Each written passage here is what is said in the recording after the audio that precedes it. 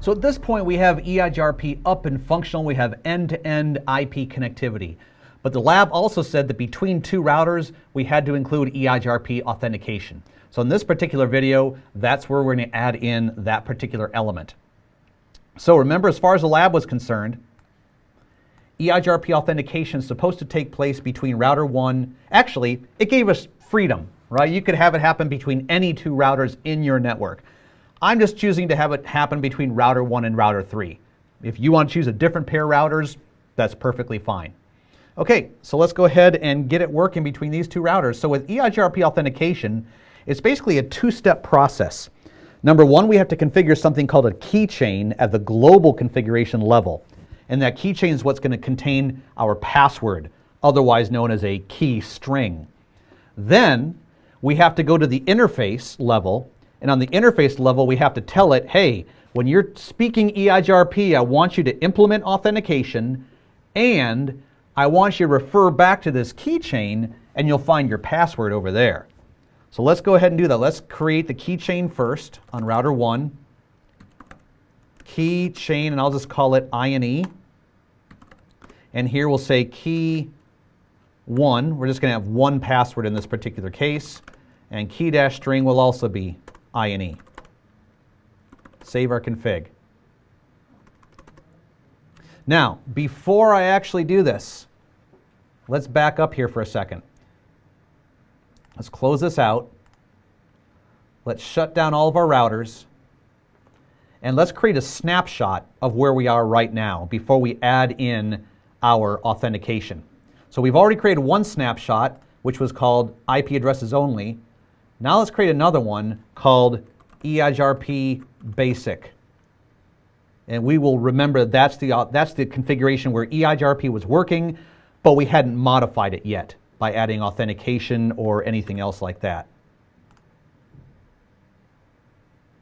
And once again, remember that in order to create a snapshot or restore to a previous snapshot, all of your iOS devices have to be in the powered off state. So now let's go ahead and turn it back on. Let's go back to router 1 and take up where we left off. Now he should still have that keychain in there because I did save it with the right memory command. Let's just verify it. Yes, he does. Okay, so now let's go on to his interface, interface fast Ethernet 0/0, and we're going to say IP authentication, and then we'll say mode EIGRP 100 MD5. So we're saying for EIGRP Autonomous System 100 on this interface, use MD5 authentication. And then we have to say IP authentication key-chain EIGRP 100 INE. Basically saying refer back to the keychain called INE, and you'll find your password or passwords there.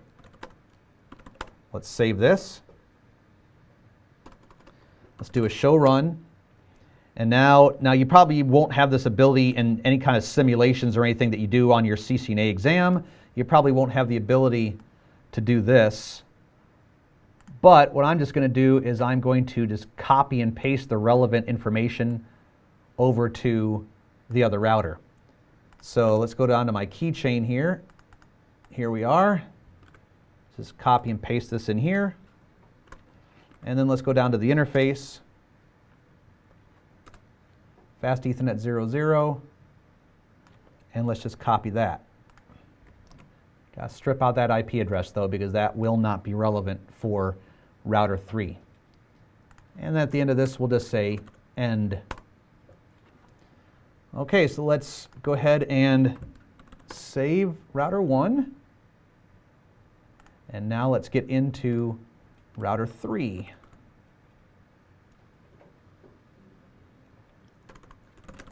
Okay, and then let's just paste in what we just did on router 1. All the relevant stuff matches exactly. Right click. And the neighbor relationship comes up. So how do we know that authentication's working? Well, there's several ways. Show IP EIGRP neighbor If authentication had failed, we would not have a neighbor on that interface.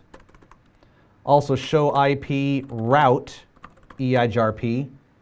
If authentication had failed, we would not have learned about any EIGRP routes on that interface.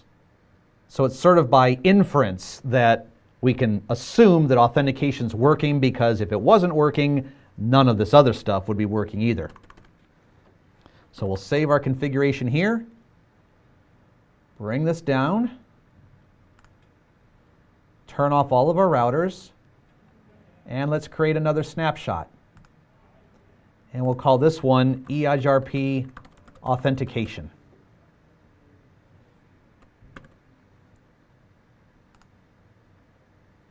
And then close. And that concludes this section of the video. So now we've got one more task to do. In the next video, the last one of this particular lab, we're going to, number one, verify what path is being used between router 1 and router 4 to ping their loopbacks, which is most likely that bottom path, the fast Ethernet path.